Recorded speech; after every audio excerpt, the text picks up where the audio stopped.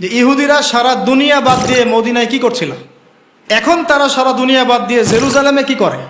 যদি আমেরিকার ওর প্রতি এত মহব্বত থাকে তার ওর দেশে জায়গা দেয় না কেন বলেন? যদি ফ্রান্সের ওর জন্য এত মহব্বত থাকে ওর দেশে জায়গা দেয় না কেন? ব্রিটেনে জায়গা দেয় না কেন? মুসলিম ল্যান্ডে কেন? ওখানে কেন? কারণ ওরা দুইটা প্রতীক্ষায় বসেছিল। কয়টা ভাই? এক, ওরা ব্যাপক নির্যাতিত হচ্ছিল। এই নির্যাতিত হচ্ছিল ওদের দোষেই, ওদের পাপের কারণেই। কারণ এর আগে ওরা ভালো ছিল, এটা আমি হিস্ট্রি আলোচনা করেছি। এর আগে ওরা ভালো ছিল, বাইতুল মুকাদ্দাস আল্লাহ পাক ওদেরকে দিয়েছিলেন। যখনই ফাসাদ করেছে আল্লাহ বের করে দিয়েছে, আবার ফাসাদ আবার বের করে দিয়েছে। এই করতে করতে শেষে গিয়ে ওরা দুইটা সুযোগ খালি বাকি ছিল। এক, ওদের একজন মাসিহ আসবে, যেই মাসিহ আসলে তারা আবারও সেই রুলিং স্টেট হবে। সেই মাসিহকে আল্লাহ পাঠালেন, ঈসা আলাইহিস সালাম। তাকে তারা হত্যার চেষ্টা করলো। বলেছি ওরা নবীদেরকে হত্যা করা জাতি। আল্লাহ পাক ক্ষুব্ধ হলেন, ওদের উপর আবার গজব দিয়ে দিলেন। আরেকটা চান্স বাকি ছিল। এই চান্সটা হচ্ছে তাদের তাওরাতে আছে শেষ নবী একজন আসবেন, যার নাম হবে আহমদ। এখন চিন্তা করলো যে মাসিহকে তো আমরা পেলাম না, শাস্তি হয়ে গেল, অ্যাটলিস্ট শেষ নবীকে যেন পাই, মদিনায় চলো যাই। তো মদিনায় গিয়ে তারা বসে থাকলো। এখন মদিনায় ছিল ওদের তিনটা গোত্র, বনু কোরাইজা, নাম মনে রাখবেন, বনু কাইনুকা, বনু নাজির, তিনটা। কেন বসে আছে ভাই তাহলে এখনো মদিনায়? শেষ নবীকে পাওয়ার জন্য। কারণ শেষ নবীর উম্মত হতে পারলে আবার সম্মানিত হবে। এবার আল্লাহ পাক ওদের উপর অনেক রহম করেছেন। এত নিকৃষ্ট হওয়ার পরে আল্লাহ পাক যে রহমটা করেছেন, এতে বুঝতে পারছি ইনশাল্লাহ আমরা জান্নাতে যাব। উম্মতে মুহাম্মাদিকে আল্লাহ পাক আরো বেশি রহম করবে ইনশাআল্লাহ। কিরকম? এত বড় বড় ঘটনা ঘটানোর পরেও, নবী থেকে হত্যা করার পরেও আল্লাহ পাক মুহাম্মদ সাল্লাল্লাহু আলাইহি ওয়াসাল্লামকে মক্কা থেকে মদিনায় পাঠালেন, তাই না? ওখানে ইহুদিরা ছিল, সেই ইহুদিরা অপেক্ষায় বসেছিল শেষ নবী। একটু বসেন, আমি শেষ করে দিচ্ছি প্লিজ, 10 মিনিট। শেষ নবী আছে ওখানে, আমরা যদি তার উম্মত হতে পারি, বায়াত নিতে পারি, তাহলে আমরা ধন্য হব। আল্লাহর নবী তাদের দরজা পর্যন্ত গেলেন। শুধু তাই না, তাদের কেবলার দিকে মুখ ফিরিয়ে 16-17 মাস নামাজও পড়লেন, তাই না? তাদের সাথে মদিনা সনদ হলো। তারা চিনলো। কিভাবে চিনলো? সূরা বাকারায় আছে, ইয়ারিফুনাহু কামা ইয়ারিফুনা আবনাআহুম। তারা নিঃসন্দেহে তাকে চিনে। তাকে বলতে আমাদের নবী সাল্লাল্লাহু আলাইহি ওয়াসাল্লামকে চিনে, ঠিক যেমন করে তারা তাদের সন্তানদেরকে চিনে। কেউ কি সন্তানকে চিনতে ভুল করে? তাহলে চেনার পরেও কেন ঈমান আনলো না?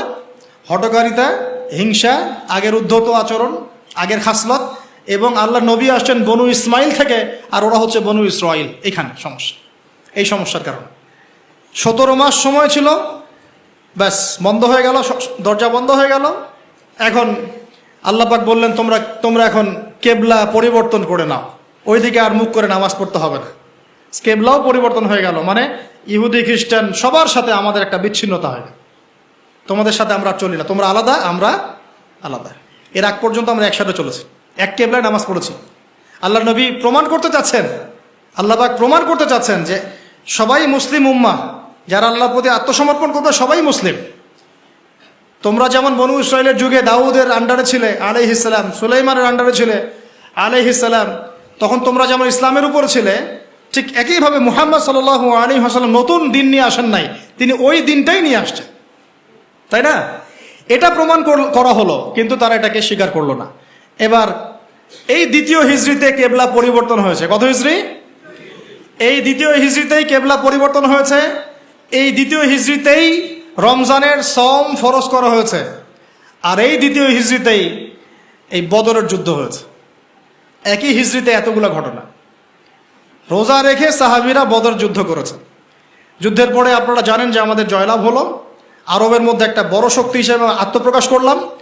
এবং ইহুদিরা এখন মুশরিকদের সাথে একত্রিত হয়ে, এখন যেমন তারা সারা বিশ্বের অ্যালায়েন্স গঠন করে মুসলিমদের বিরুদ্ধে চলে গেছে না, ওই সময় তারা অন্যান্য মুশরিক, বেদুইন, অন্যান্য যারা ছিল শত্রু নাসারা, এদের সাথে একত্রিত হয়ে ইসলামের এগেইনস্টে তারা অপতৎপরতা চালাতে লাগলো। একে একে যুদ্ধ হতে লাগলো। বনু নাজির, বনু কাইনুকা, বনু কুরাইজা, খায়বার। আল্লাহ নবীর জীবদ্দশায় মদিনার এই 8 থেকে 9 বছরেই ইহুদিদের সাথে 4টা যুদ্ধ হয়েছে। কয়টা? আমি বলে নেই, যখন নবীজি যুদ্ধ করছেন তখন তার বয়স 57, তার বয়স 56, তার বয়স 58, তার বয়স 60। এই বয়সেও নবী সাল্লাল্লাহু আলাইহি ওয়াসাল্লাম তাদের বিরুদ্ধে যুদ্ধ করে অস্ত্র দিয়ে যুদ্ধ করলেন এবং তাদেরকে এখান থেকে বের করে দেয়া হলো। প্রত্যেকটা বার যুদ্ধ হয়েছে এ কারণেই যে তারা আমাদের সাথে গাদ্দারি করেছে, ঠিক যেটা এখন করে যাচ্ছে।